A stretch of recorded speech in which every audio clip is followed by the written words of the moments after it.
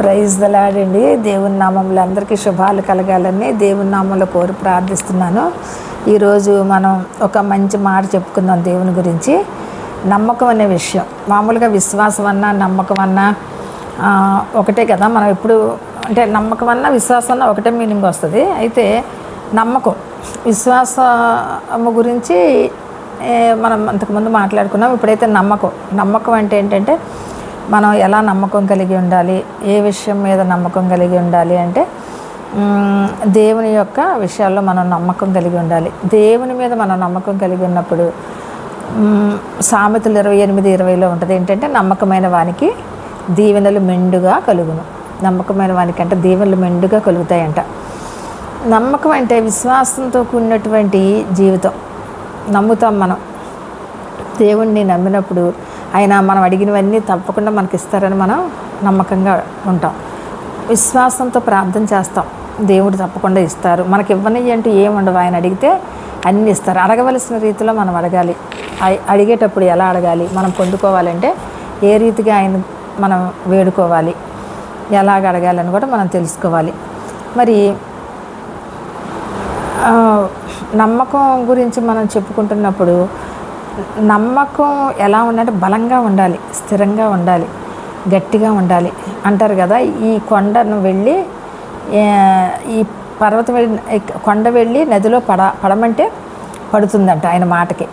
అసలు కొండ దగ్గరికి వెళ్ళి మనం చిన్న కొండ చర్యని చిన్న ముక్కను కూడా మనం తీసి మనం కట్ చేయలేం. మనం అంత ఇదిగా ఉంటుంది కొండ, బలంగా ఉంటుంది, దృఢంగా ఉంటుంది. అది ఎక్కడి నుంచి ఎక్కడికో ఉంటుంది, పెద్దగా కొండ ఎత్తుగా.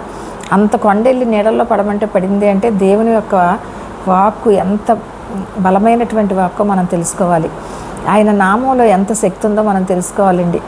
అప్పుడు అవన్నీ మనం చూస్తున్నాం కదా, అవన్నీ మనం వింటున్నప్పుడు అవి నమ్మి మనం అవి ఉన్నాయని మనం గ్రహించాలి, అవి జరిగినాయని మనం గ్రహించాలి. మరి పాత నిబంధన కాలంలో యెహోవా తండ్రి దేవుని బిడ్డలను విడిచిపెట్టకుండా ఆయన నడిపించారు. ఆయన అన్ని విషయాల్లో వాళ్ళకి తోడుగా ఉన్నారు. ఆయన ఇశ్రాయేల్ జనాంగంతో విసిగిపోయారు, ఆయన ఎంతో బాధ పెట్టారు జనం. అయినప్పటికీ కూడా ఆయన మళ్ళీ ఆయన బిడ్డలను విడిచిపెట్టకుండా నూతన నిబంధనలో మళ్ళీ ఆయన ఒక కుమారుడిని ఈ లోకానికి పంపించారు. ఎందుకంటే ఆయన బిడ్డలు ఎటువంటి సమస్యలు పడకూడదు, ఎటువంటి బాధలు పడకూడదు అనేటటువంటి దయ, జాలి, కరుణ ఆయన బిడ్డల మీద ఆయనకు ఉంది. కాబట్టి ఆయన మరలా యేసుక్రీస్తు వారిని లోకానికి పంపించినట్లుగా మనం చూస్తున్నాం.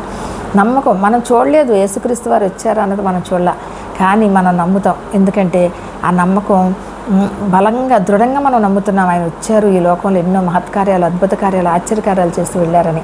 మరి నమ్మకమే సమస్త కార్యాలకు మూలం అవుద్దండి. చిన్న చిన్న విషయాల్లో మనం అనుకుంటూ ఉంటాం కదా, ఎవరన్నా చూడండి చెప్తారు ఈ ఉంగరం పెట్టుకొని మీకు బాగుంటుంది అంటారు.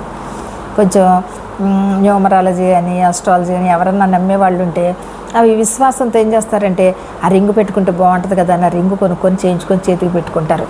అది ఈ లోకంలోదే, అది ఈ లోకంలో మనం తయారు చేసుకున్నటువంటి వస్తువులు లాంటివి, ఈ లోకంలో మనం కొనుక్కున్నటువంటి వస్తువులే. కానీ అలాగే మరి ఏదో కరోంగిమ అలాంటి మధ్య నేను కొత్తగా విన్నాను, అది బ్లాక్ బీడ్స్ లాగా ఉంటుంది, లావుగా ఉంటున్నాయి, కొంచెం స్నఫ్ కలర్లో ఉంటున్నాయి, బ్లాక్ బీడ్స్ కాదు. మరి ఆ మాల వేసుకుంటేనంటే చాలా బాగుంటుందని చెప్తున్నారు. అయితే మనుషుల్ని అక్కడ చెప్పేది ఎవరండి? మనుషులు, నరులు చెప్తున్నారు, దేవుడిగా అది చెప్పేది. కానీ వాళ్ళ మాట విని ఏం చేస్తారంటే ఆ మాల కొనుక్కొని వేసుకుంటారు కొంతమంది. అంటే నమ్మకం, నేను కొనుక్కొని వేసుకోవడం తప్పని చెప్పట్లా, ఆ ఉంగరాలు పెట్టుకోవడం తప్పని చెప్పట్లేదు, కానీ నేను చెప్పేది అంటే నమ్మకం గురించి చెప్తున్నాను. అలా పెట్టుకున్నప్పుడు వాళ్ళు ఏదన్నా ఒక మంచి కార్యం దేవుడే చేయొచ్చు, అది ఎవరో మనుషులు చేసేది కాకపోవచ్చు, అది దేవుడి ద్వారా జరగచ్చు. వాళ్ళకి జరిగినప్పుడు ఏమనుకుంటారంటే అవును మనం ఇది వేసుకున్నాం కదా, ఈ రింగు పెట్టుకున్నాం కదా, లేకపోతే ఇది కరంగి మాల వేసుకున్నాం కదా, లేకపోతే ఇంకోటి వేసుకున్నాం కదా, రత్నం పెట్టుకున్నాం కదా, లేకపోతే కెంపు పెట్టుకున్నాం కదా, మనకి ఇది జరిగింది అనేటటువంటి మూఢనమ్మకంతో కూడా మనం ఉంటాం. ఆ నమ్మకం ఎంత గట్టిగా ఉంటుందంటే అది పెట్టుకోవడం వల్లే మనకు జరిగిందని నమ్ముతూ ఉంటారు. ఆ రీతిగానే మరి అది దేవుడు చేసిన కార్యం అని గ్రహించలేం. దేవుడు చేయాలండి ఏదైనా, మరి నమ్మకం అనేది ఉండాలి. ఆ నమ్మకం అనేది మనం దేవుడి మీద పెట్టుకున్నప్పుడు భగవంతుడు తప్పకుండా మనకి ఆ దేవాది దేవుడు కనికరించి కాపాడి ప్రతి విషయం కూడా మనకు మేలు చేస్తారని నమ్ముదాం. నమ్మకం మాత్రం పటిష్టంగా పట్టుకోవాలి. నమ్మకమైన వానికి దీవెనలు మెండుగా వస్తాయి. మెయిన్ ఏంటంటే దీవెనలు, బ్లెస్సింగ్స్, ఆశీర్వాదాలు. మరి అవన్నీ మనం పొందుకోవాలంటే దేవుణ్ణి నమ్మాలండి.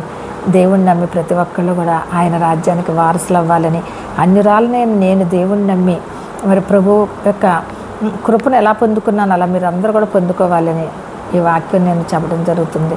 అంతేగాని ఇది మతాలకు సంబంధించి కాదు, కులాలకు సంబంధించి కాదు. నిజరక్షకుని తెలుసుకోండి, సృష్టికర్తను తెలుసుకోమని నేను వేడుకుంటున్నాను.